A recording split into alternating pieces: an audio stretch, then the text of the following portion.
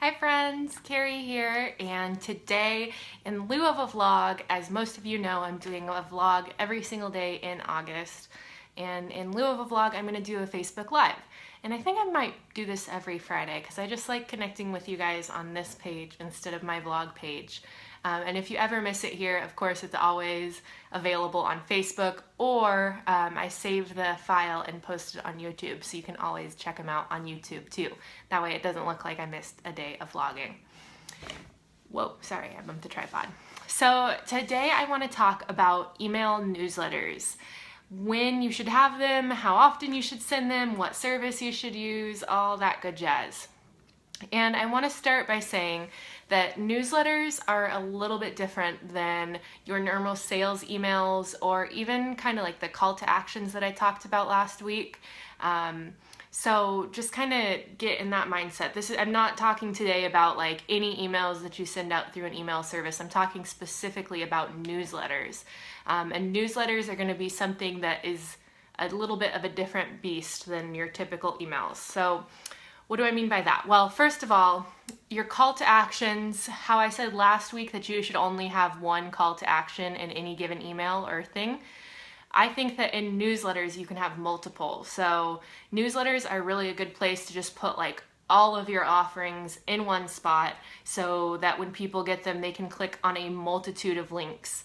Of course, if there's something specific that you want to drive them to, there are ways that you can push that a little bit heavier, get them to click through to that instead of to all your other stuff. But it's much more common in newsletters to have either like a sidebar or within the actual body of the email itself to have different offerings where you're sending your audience in multiple different places.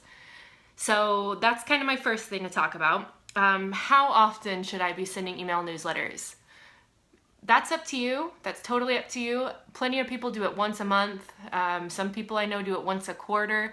I personally would recommend twice a month. I think that's a really nice amount so that you're touching in with your audience, especially if you're sending them a lot of sales stuff. Newsletters should be a lot more fun.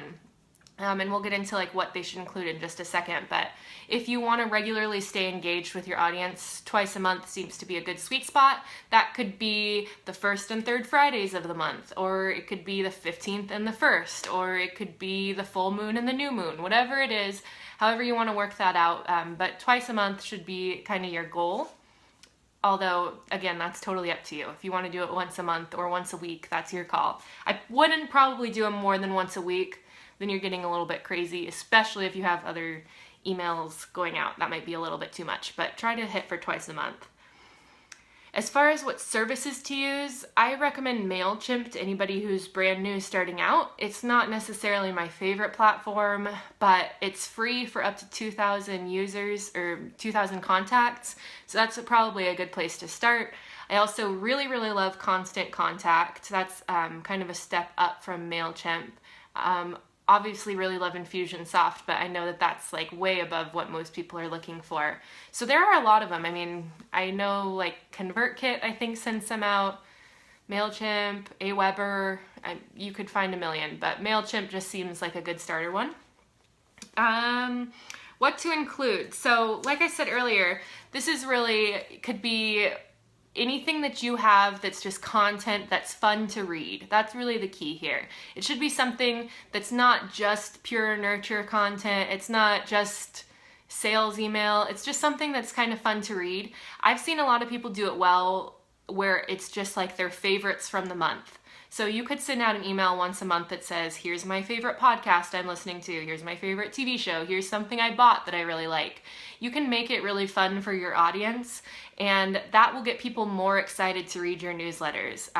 It's kind of better if you have like some sort of ongoing theme or at least some ongoing layout so they know that when they open your newsletters it's a little bit different than the typical just sales email that they'll get.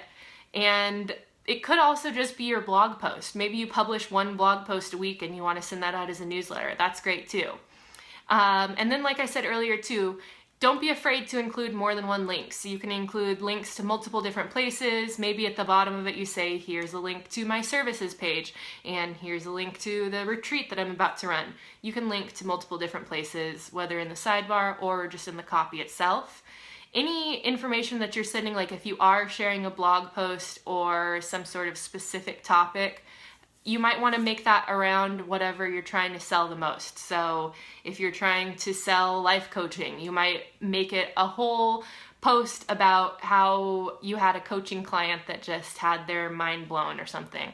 So if you can, try to work those in a subtle way while still helping the person who's reading it. That's always should be your first concern, is what's in it for them, what are they getting out of reading your newsletter, and make it really like applicable to them, because then they're going to forward it on to their friends and more people will come to your mailing list. And so speaking about that, how to grow your list. Let's talk a little bit about that.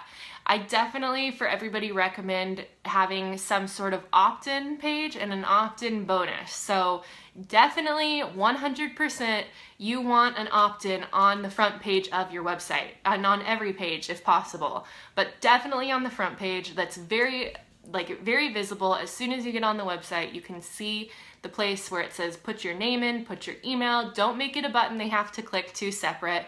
You want it to actually show like the boxes where they put in their information. First name and email is usually best. Sometimes people are weird about putting in their last name. Same thing with phone number. I know some people ask for it, but people will be turned off of signing up for your list if they see you're asking for their phone number. So if you can, just do first name and email. Sometimes last name can be included. And so in addition to that, definitely on the front page of your website, if it just says sign up for my newsletter or whatever, fine, whatever, that's okay. At least it's something. But even better if you can have something that they'll get automatically when they sign up. So this might be an ebook that you've published, or it might be a free video course that they can take. Whatever you have that's going to show them who you are and get them to sign up, so that people will be more inclined to give you their email address to get something in return. So that definitely will help increase your subscribers to your newsletter list. And I also want to say one piece, that you should never be signing people up for your email list unless they've specifically asked for it. So if it's like your friends or your mom or you're somebody you're really close with, it's probably not that big of a deal. But if it's just somebody that you collect a business card for, you probably don't want to sign them up for your list. It's always best if you're in person and you get a business card, say, hey, great, thanks. I would love to add you to my email list. Would that be okay with you? I think you'll get this, this, and this. And if they say yes, then great. But otherwise, rule of thumb, don't add anybody to your list unless they've specifically asked for it. Okay, let's see through my thing. Another thing that you might want to include in your email newsletters are discounts. So if you have a product or service that can be discounted, that might be something that you open up just for your newsletter subscribers. And you might even put that when they're signing up, like, hey, sign up to get discounts and coupons off of my services. So keep that in mind. That might be a good option to include. And I think that's it. I think that's all I have to say about it. Any questions? No. Okay, well, this has been a Facebook Live about email newsletters, and it's going to go up on YouTube in just a little bit. Today is day 11, I think. Is today August 11th? Of SSSVEDA, and so I am still going strong with it, but today I wasn't able to post, so this is my Facebook Live, and I wanted to talk to you about newsletters. So if you're not already, I definitely recommend sending them out. It's a really great way to stay in touch with your network, even if you don't have a whole lot to say. And just to, be reminding them that they're on your email list, that at some point they might get sold, but in the meantime, kind of warming them up so that they don't feel like you're only selling to them when you are sending emails. So that's it. Thank you so much for watching, and I hope you have a really great weekend, and don't ever let your mind stop you from having a good time. Bye.